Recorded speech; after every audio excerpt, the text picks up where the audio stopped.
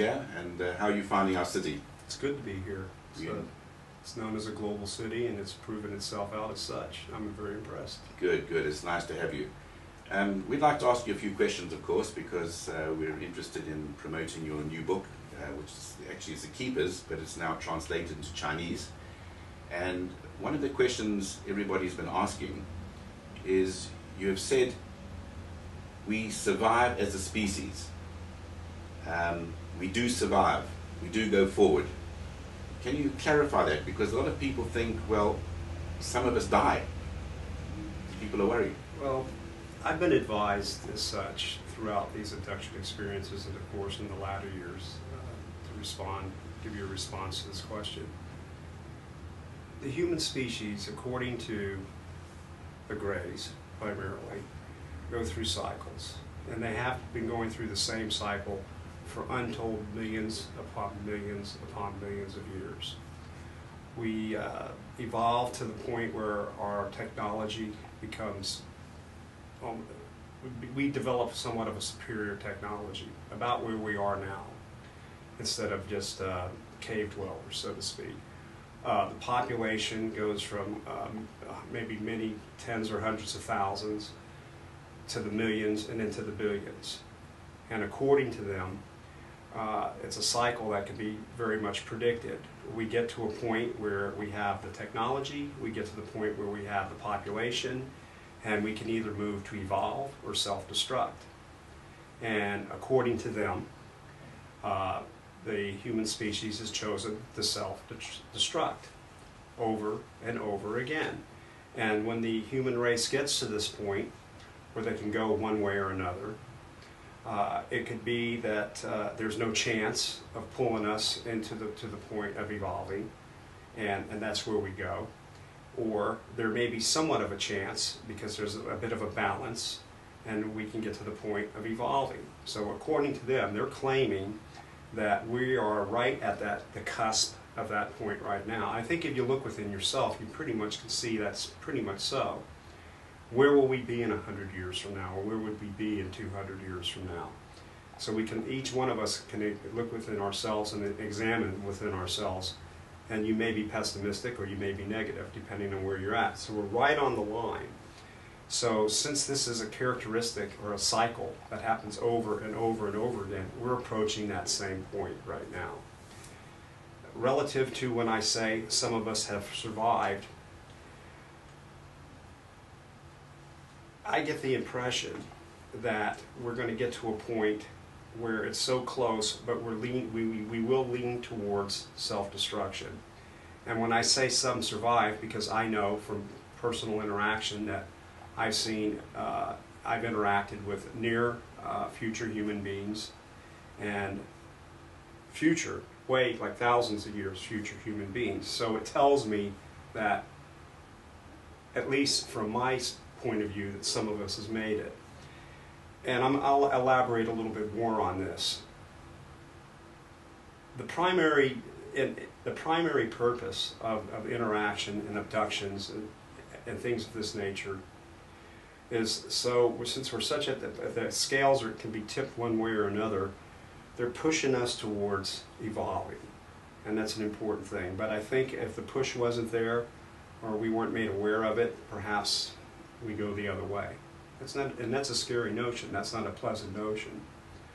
So I can say that I have interacted with people from the future, so I feel sure that, you know, some of us survive it at least. So I can at least say some of us survive it, right? So it's likely there will be some kind of thinning out of population through our own stupidity. I think that's a natural, again, it's a natural cycle that we go through.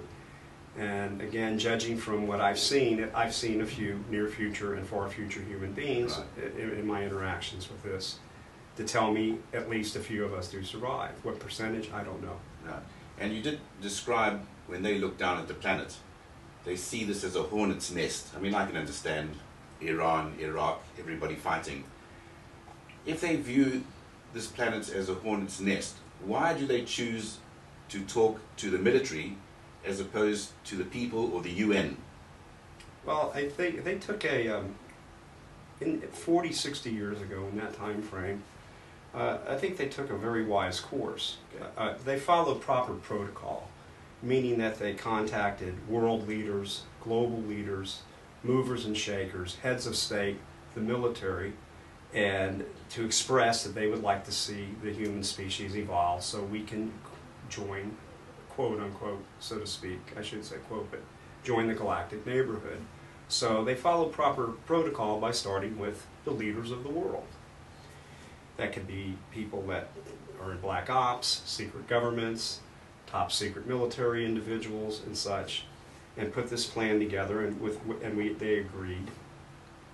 And for us to evolve to get to a point where we can join the galactic neighborhood. And according to them, they're claiming that these treaties have been broken. So that was the first step. And now there's these abductions, mass abductions. I believe there's easily millions upon millions upon millions of people around the world that have been abducted, and perhaps it might even be 1 billion or more.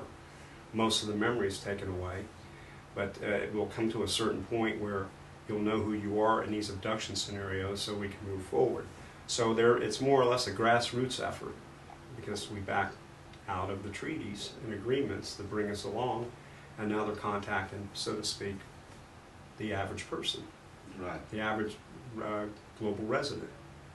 I see. And coming to the spirituality of the extraterrestrials, in your experience, I mean, are they service to self? Are they service to others? Without saying good or bad.